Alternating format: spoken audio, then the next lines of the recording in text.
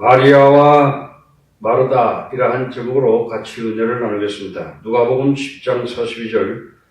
그러나 몇 가지만 하든지 혹 한 가지만이라도 족하니라. 마리아는 이 좋은 편을 택하였으니 빼앗기지 아니하리라 하시더라. 본문을 통해서 예수님의 지혜를 보게 됩니다. 한 가지가 필요하다고 예수님은 말씀하고 있습니다. 첫째로 마르다는 예수님을 위해서 예수님과 제자들을 환영하였습니다.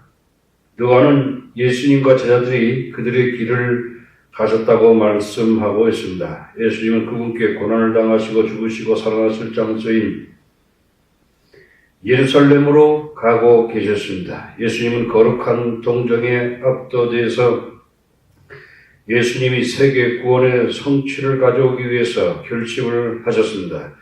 예수님은 무엇이 어떻게 돌아가고 있는지 모르는 자들과 동행하고 있었습니다. 누가복음 10장 38절에 저희가 길 갈 때 예수께서 한 촌에 들어가시며 마르다라 이름하는 한 여자가 나와서 집으로 영접하더라. 72명의 제자들을 파송하시면서 어느 집에 들어가든지 이 집이 평안할지어다 하고 주님은 말씀하라고 하셨습니다. 사람들이 환영을 할 때 제자들은 그 집에 머무를 수 있습니다. 마르다의 집에 이것에 대한 좋은 예인 것입니다. 마르다는 예수님을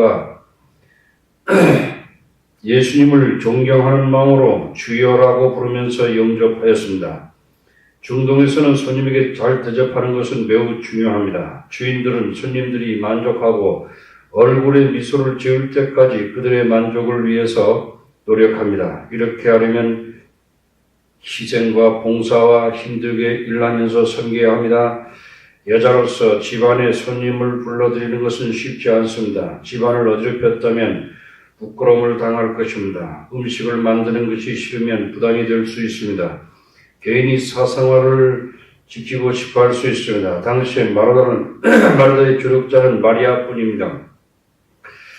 아마도 이 두 여인에게 예수님과 제자들이 아마도 훈련받아서 발냄새가 나고 배고픈 군인처럼 느껴졌을 것입니다. 그렇지만 마르다는 기꺼이 예수님께 문을 열어주셨습니다.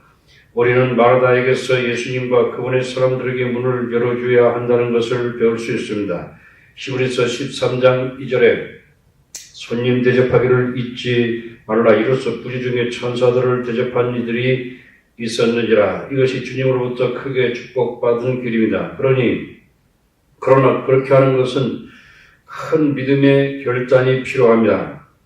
예수님께서 오실 때 자신을 따뜻하게 영접하는 자들에게 가장 좋은 축복을 주시기를 원하십니다.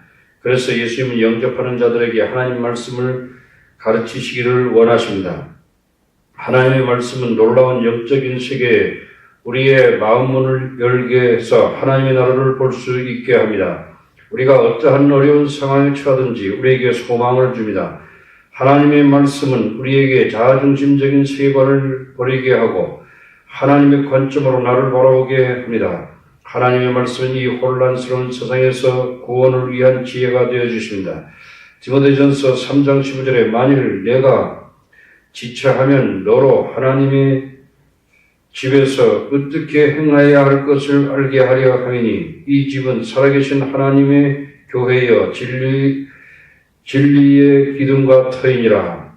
하나님의 말씀은 누구에게나 가장 큰 축복입니다. 예수님은 강단에 서서 말씀하시지 않으시고 방에 편하게 앉아서 대화 형식으로 말씀을 하셨습니다. 예수님께서 말씀을 시작하시자마자 마리아의 마음에 열리기 시작하였습니다. 마리아는 그녀의 선한 목자의 음성을 들었고 조심스럽게 끝까지 들었습니다.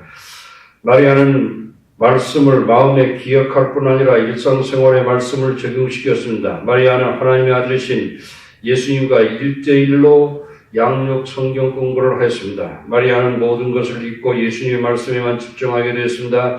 마르다는 은혜로운 성경 공부에 초대되었습니다. 누가복음 10장 4절에 마르다는 준비하는 일이 많아 마음이 분주한지라 예수께 나아가 가로되 주여 내 동생이 나 혼자 일하게 두는 것을 생각지 아니하시나이까 저를 명하사 나를 도와주게 주라 하소서. 마르다는 예수님의 말씀에 집중할 수 없었습니다. 마르다는 사람들이 술을 세기 시작하고 얼마의 음식이 필요하며 만족하게 먹을 수 있을까만 생각하였습니다. 마르다는 닭고기나 돼지고기, 소고기 중에 어떤 음식이 가장 좋을까 생각하고 있었습니다. 마르다는 예수님을 바라보았습니다. 예수님은 하나님의 말씀만 전하였습니다. 마르다는 예수님께서 자신을 무시하는 것 같이 느꼈습니다.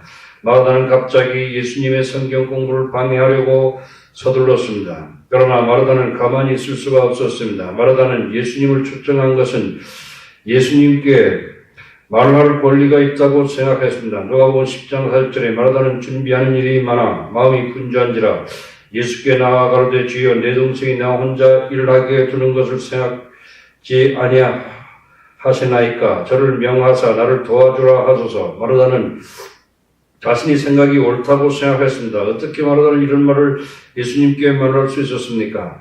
마르다는 자신이 옳다고 생각했기 때문입니다. 우리는 마르다를 옳다고 생각합니다. 마르다는 가장 나이 많은 언니인 것입니다. 당시 남성 지배의 문화 속에서 마르다는 가정을 이끌어갈 책임이 있다고 생각했습니다. 마르다는 살아남기 위해서 열심히 일했고 근면해야만 했습니다. 두 번째, 예수님은 마르다를 사랑으로 꾸짖었습니다. 마르다의 말을 듣고 난 후 약간의 시간이 흘렀습니다. 누가복음 10장 41절에 주께서 대답하여 가라사대 마르다야 마르다야 내가 많은 일로 염려하고 근심하나 그러나 몇 가지만 하든지 혹 한 가지만이라도 족하니라. 마리아는 이 좋은 편을 택하였으니 빼앗기지 아니하리라 하시니라. 우리는 예수님의 말씀 가운데 두 가지를 배울 수 있습니다. 첫째로 예수님은 마르다에게 그녀 자신 속에서 문제를 발견하도록 도우셨습니다. 예수님은 마리아에게 문제가 있다고 제기한 마르다의 제안에 동의하지 않으셨습니다. 예수님은 마르다에게서 문제를 발견하였습니다. 예수님은 마르다를 많은 일로 염려하고 근심한다고 진단하였습니다. 어떤 이유에서건 염려하는 것은 예수님을 기쁘시게 하지 못하는 것입니다. 염려는 사람들로 하여금 자포자기하게 만들고 수치스럽게 만드니라. 예수님은 종종 제자들에게 근심하지 않도록 경고하였습니다. 염려는 실질적인 불신의 증상입니다. 하나님과 그분의 사랑과 공급과 축복을 인정하지 않고 자기 자신의 인생을 운영하려고 노력하는 데서 염려가 생기는 것입니다. 어떻게 마르다는 그렇게 염려하게 되었습니까? 예수님의 말씀에 집중하지 않고 산만해질 때 염려가 생긴 것입니다. 마르다가 예수님을 집에 영접은 하였지만 그녀의 마음속에는 주님으로부터 영접하지 않았습니다.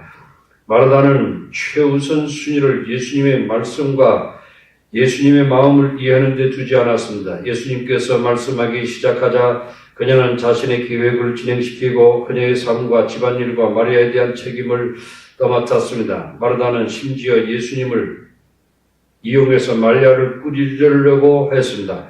마르다의 문제는 열심히 일한 것이 아닙니다. 마르다의 문제는 예수님을 주님으로 마음속에 영접하지 아니한 것입니다. 두 번째, 오직 한 가지만이라도 족하니라. 누가복음 10장 40절에 그러나 몇 가지만 하든지 혹 한 가지만이라도 족하니라. 마리아는 이 좋은 편을 택하였으니 빼앗기지 아니하리라.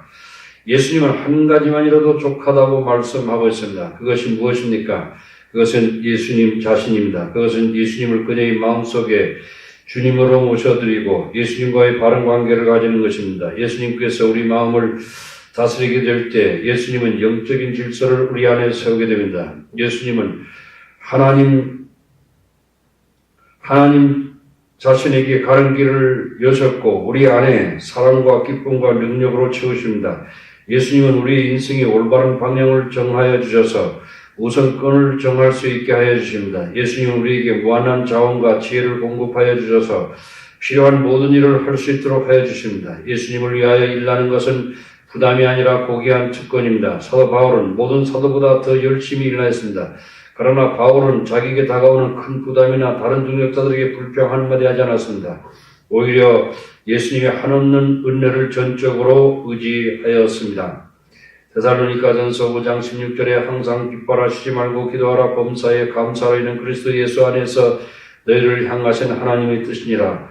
만일 말하다가 이러한 태도를 취했더라면 예수님께서 그녀의 일을 칭찬하였을 것입니다. 오직 한 가지 일, 즉 예수님을 그녀의 마음에 모셔드리는 것입니다. 우리는 마리아로부터 어떻게 예수님을 영접하는지를 배울 수 있습니다. 마리아는 예수님 말씀을 들음으로써 가장 좋은 축복을 선택했습니다. 마리아는 어떤 일을 하려고 하지 않고 우선적으로 예수님 말씀을 들었습니다. 마리아는 예수님의 생각과 마음을 배울 수 있었습니다. 이것이 예수님을 가장 기쁘게 하였습니다. 우리는 예수님의 말씀을 먼저 듣고 순종하려는 자세를 취해야 합니다. 그 다음 예수님은 우리 마음에 들어오십니다. 요한복음 14장 23절에 예수께서 대답하여 가라되 사람이 나를 사랑하면 내 말을 지키니 내 아버지께서 저를 사랑하실 것이요 우리가 저에게 와서 거처를 저와 함께 하리라. 예수님께서 한 가지만이라도 족하니라 말씀하신 뜻은 예수님을 위한 일을 하는 것보다 먼저 우리와 예수님과의 관계를 가지시기를 원하신다는 것입니다. 우리의 일을 통하여서 예수님과의 올바른 관계를 맺을 수 없습니다. 예수님과의 십자가의 은혜를 통하여 죄의 용서를 받을 때만이 이런 일이 일어나게 되는 것입니다. 오직 그럴 때만이 예수님을 위하여서 무엇인가를 준비할 수 있습니다. 가장 중요한 것으로서 예수님과의 관계를 가지는 것이 중요합니다. 우리가 무거운 짐을 느낄 때마다 예수님께 기도로 나와야 합니다. 예수님은 오직 한 가지만이라도 족하니라고 말씀했습니다. 그것은 예수님께 듣고 예수님의 죽으심과 부활을 마음속에 받아들이는 것입니다. 그러면 예수님은 우리와 우리의 공동체를 풍성하게 축복하실 것입니다. 예수님이 없이는 우리는 아무것도 할 수 없습니다. 우리에게 많은 일이 있지만 오직 한 가지 일이 필요합니다. 우리를 위해 고난당하시고 죽으시고 부활하신 예수님을 마음에 영접하십시다. 그 다음 예수님께서 우리와 우리의 일과 공동체를 축복하실 것입니다. 아멘.